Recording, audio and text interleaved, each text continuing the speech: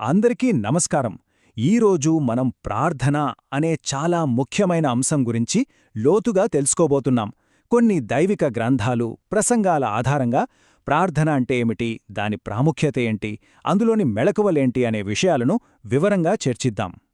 సరే, అసలు విషయంలోకి వెళ్లే ముందు ఒక ప్రశ్న. మనం చేసే ప్రార్థనలు నిజంగా వాటి గమ్యానికి చేరుతున్నాయా? ఆలోచించండి. ఒక ప్రసంగంలో ప్రార్థనని ఒక ఉత్తరంతో పోల్చారు. చిరునామా సరిగ్గా లేకపోతే ఆ ఉత్తరం ఎప్పటికీ చేరదు కదా.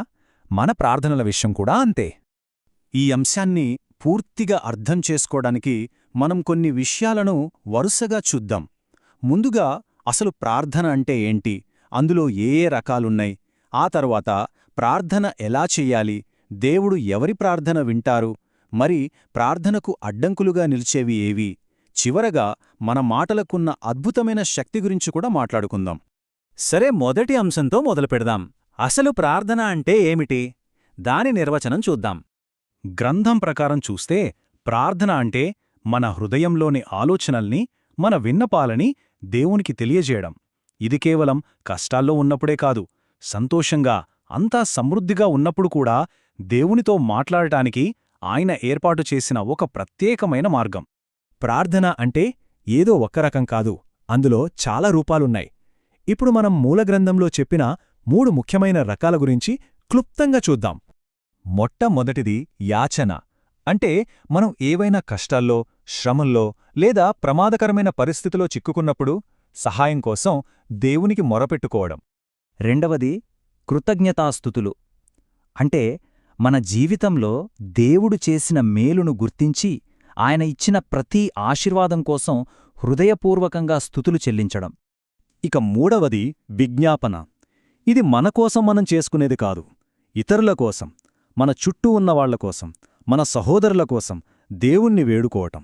సరే, ప్రార్థన అంటే ఏంటో, అందులోని రకాలేంటో మనకిప్పుడు తెలిసింది. ఇప్పుడు అసలు విషయానికొద్దాం.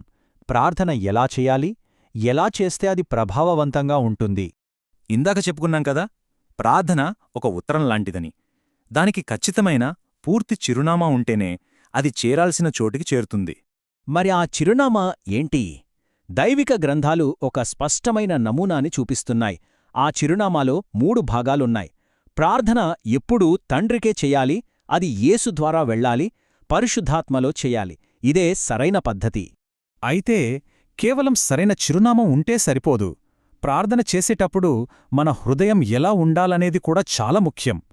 పూర్తి విశ్వాసంతో, విరిగి నలిగిన హృదయంతో, అంటే వినయంతో, ఎంతో ఆసక్తితో, సంతోషంతో, పట్టుదలగా, అసలు ఆపకుండా ప్రార్థించాలనే వాక్యం చెబుతోంది.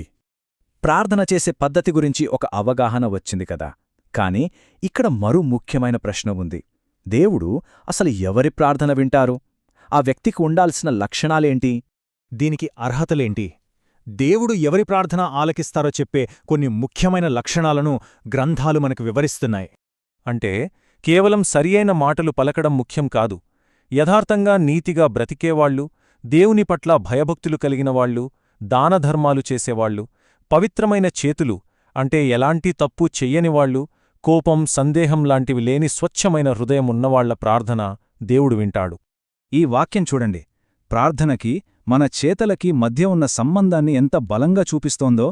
కొర్నేలి అనే భక్తుడితో దేవదూత అంటాడు, నీ ప్రార్థనలు, నీ ధర్మకార్యాలు రెండూ దేవుని దృష్టికి వచ్చాయి అని.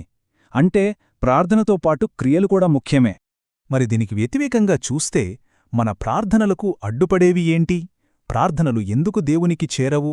ఈ అడ్డంకుల గురించి కూడా గ్రంథాలు చాలా స్పష్టంగా చెబుతున్నాయి. ఈ స్లైడ్లో ఉన్న తేగాను గమనించండి. చాలా ఆసక్తికరంగా ఉంటుంది.